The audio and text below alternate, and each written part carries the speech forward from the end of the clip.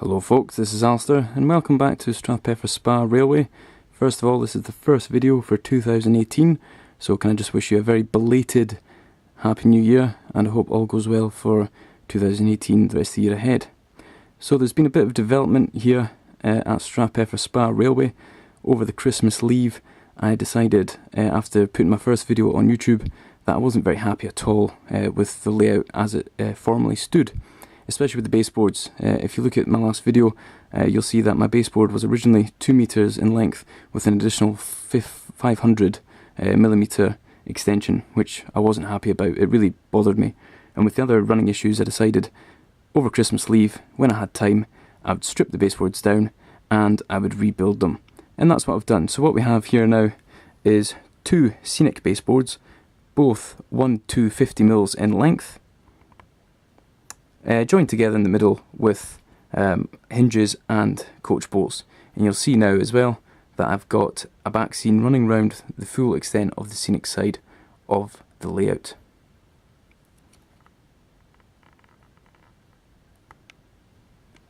As you can see here, here's the hinges. There's one on either side, and I find that the hinges is a really good and easy method in which to join 2 baseboards together.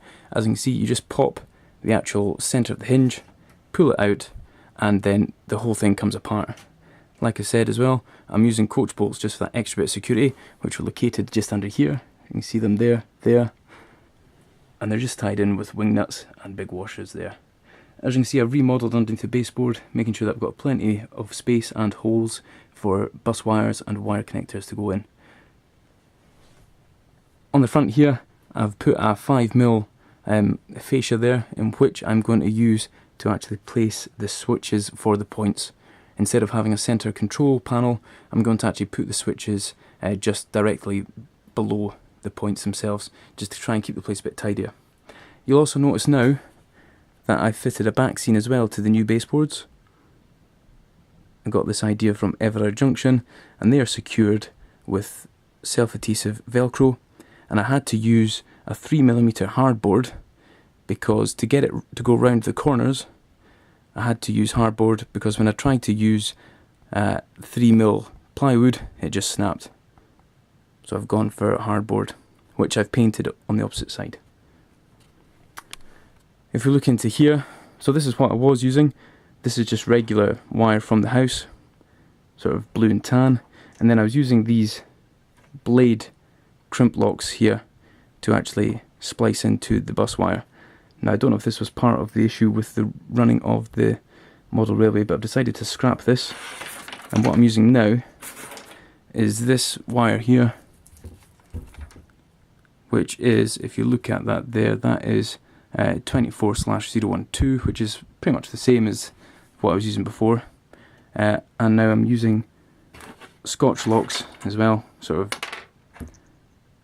these here, where I place the actual wires in there and then I put the blade down on it. It's still a blade splice, but it's just an easier way of doing it, and it's less soldering, which should be ideal.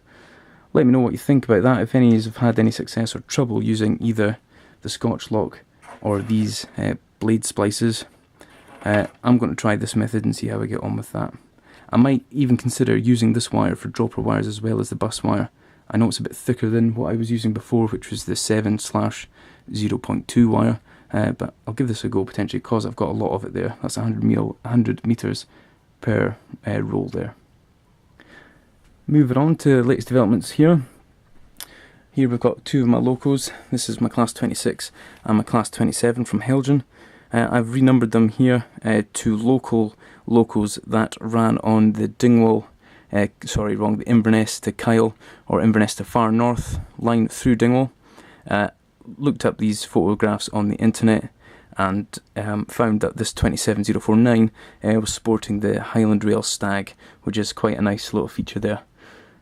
I've also had them fitted now with some Zimo sound decoder and speaker, and I have to say I'm very impressed. So that's the Zimo MX645R, and then the speaker is the Zimo LS40 by 22 by 9. And I have to say the sound that I'm getting out of these locals just now is phenomenal. It's probably the best sound I've got so far, and I potentially might actually fit some more of these to my 37s when I have the time. There's been no more progress on the Strathpeffer station building. I need to crack on with that when I get a bit more time. But time is the one resource I don't have much of these days, especially with the new arrival of my young daughter, 6 weeks old now. So most of my Christmas leave and New Year leave was taken up looking after herself and of course the mother. So that's it, guys. So this is how Strathpeffer Spa Railway is sitting for the start of 2018.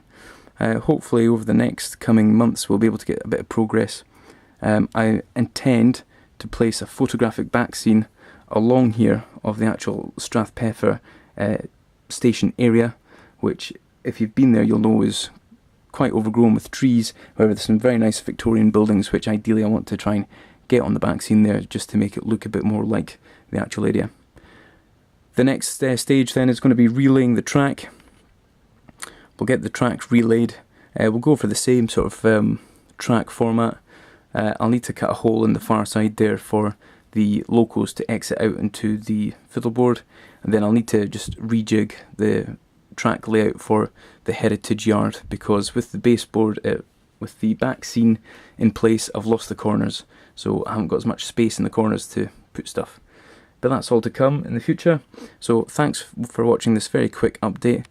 Please comment below if you see anything that I might be doing wrong, or you feel that could help improve the layouts running. Also, feel free to subscribe and share the videos. Look forward to hearing from you, and also look forward to producing some more model railway videos over the next coming few weeks. Thanks for watching again. Take care. See you soon. Bye.